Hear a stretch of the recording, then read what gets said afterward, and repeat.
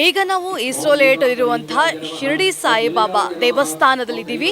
ಇವತ್ತು ಗುರು ಪೂರ್ಣಿಮೆ ನಿಮಿತ್ತ ಇಲ್ಲಿ ಕೂಡ ಸಾಕಷ್ಟು ರೀತಿಯಲ್ಲಿ ವಿಶೇಷ ಪೂಜೆಗಳನ್ನ ಮಾಡ್ತಾ ಇದ್ದಾರೆ. ಹಾಗೆಯೇ ಯಾವ ರೀತಿ ಪೂಜೆ ಪುನಸ್ಕಾರಗಳನ್ನ ಇವತ್ತು ಇಲ್ಲಿ ಮಾಡಲಾಯಿತು ಅಂತ ಇಲ್ಲಿನ ಕಮಿಟಿಯ ಮೆಂಬರ್ ಆಗಿರೋ ಶ್ರೀನಾಥ್ ಅವ್ರನ್ನ ಕೇಳೋಣ. ಸರ್ ನಮಸ್ಕಾರ. ನಮಸ್ಕಾರ ಮೇಡಮ್. ಓಂ ಸಾಯಿರಾಮ್. ಇವತ್ತು ಇಲ್ಲಿ ನೋಡ್ತಾ ಇದ್ದೀವಿ ತುಂಬಾ ಅದ್ಭುತವಾಗಿ ಅಲಂಕಾರವನ್ನ ಮಾಡಿದ್ದಾರೆ, ಹಾಗೇನೆ ವಿಶೇಷ ಪೂಜೆಗಳನ್ನ ಕೂಡ ಮಾಡಿದ್ದಾರೆ ಅಂತ ಕೇಳ್ಪಟ್ವಿ. ಯಾವ ರೀತಿ ಈ ಬಾರಿ ನೀವು ವ್ಯವಸ್ಥೆಗಳನ್ನ ಮಾಡಿದ್ದೀರಾ? ಮೇಡಮ್, ಇದು ಸಾಯಿ ಆಧ್ಯಾತ್ಮಿಕ ಕೇಂದ್ರ ಅಂತ ಹೇಳಿ ನಮ್ಮ ಬೆಂಗಳೂರಿನ ತ್ಯಾಗರಾಜ ನಗರದಲ್ಲಿ ಇರೋದು ನಮ್ಮ ಮೈನ್ ಮಂದಿರ. ಅದು ಸುಮಾರು 70 ವರ್ಷಗಳ ಹಿಂದೆ ನಮ್ಮ ಸ್ವಾಮೀಜಿಗಳಾದಂಥ ರಾಧಾಕೃಷ್ಣ ಸ್ವಾಮೀಜಿಯವರು ಅದನ್ನು ಸ್ಥಾಪನೆ ಮಾಡಿದ್ರು. ಇದು ಅದರದೇ ಒಂದು ಶಾಖೆ ಆಗಿದೆ. ಇದು ಕೂಡ 21ನೇ ವರ್ಷ ಇವತ್ತು ನಾವು ನಡೆಸ್ತಾ ಇರೋದು.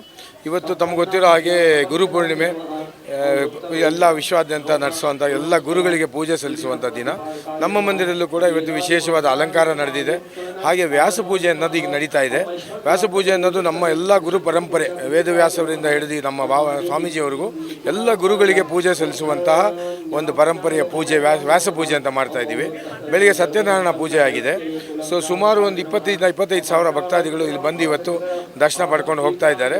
ಈ ಪ್ರತಿ ವರ್ಷವೂ ಕೂಡ ಗುರುಪೂರ್ಣಿಮೆಗೆ ಇಲ್ಲಿ ಹೆಚ್ಚಿನ ಜನ ಸೇರ್ತಾರೆ. ಇದಲ್ಲದೆ ನಾವು ಸಾಮಾಜಿಕವಾಗಿ ಕೂಡ ಹಲವಾರು ಕೆಲಸ ಮಾಡ್ತಾ ಇದ್ದೀವಿ. ಉಚಿತವಾದ ವೈದ್ಯಕೀಯ ಘಟಕ ಕೂಡ ನಮ್ಮಲ್ಲಿದೆ. ಉಚಿತವಾಗಿ ವೈದ್ಯಕೀಯ ಚಿಕಿತ್ಸೆ ನೀಡ್ತಾ ಇದ್ದೀವಿ. ಮತ್ತು ಮಕ್ಕಳಿಗೆ ಉಚಿತವಾದ ಒಂದು ಎಜುಕೇಷನ್ಗೆ ಸಪೋರ್ಟ್ ಮಾಡ್ತಾ ಇದ್ದೀವಿ. ಹಾಗೆ ಮಧ್ಯಾಹ್ನದ ಊಟ ಸುಮಾರು 20,000 ಮಕ್ಕಳಿಗೆ ನಾವು ಹಲವಾರು ಸ್ಕೂಲುಗಳಲ್ಲಿ ಮಧ್ಯಾಹ್ನದ ಊಟವನ್ನು ನಮ್ಮ ಮಂದಿರದಿಂದ ಕೊಡ್ತಾ ಇದ್ದೀವಿ. ಹೀಗೆ ಆಧ್ಯಾತ್ಮಿಕ ಜೊತೆಗೆ ಸಾಮಾಜಿಕವಾದ ಕಾರ್ಯವನ್ನು ನಾವು ಮಾಡ್ತಾ ಬರ್ತಾ ಇದ್ದೀವಿ ನಮ್ಮ ಮಂದಿರದಿಂದ.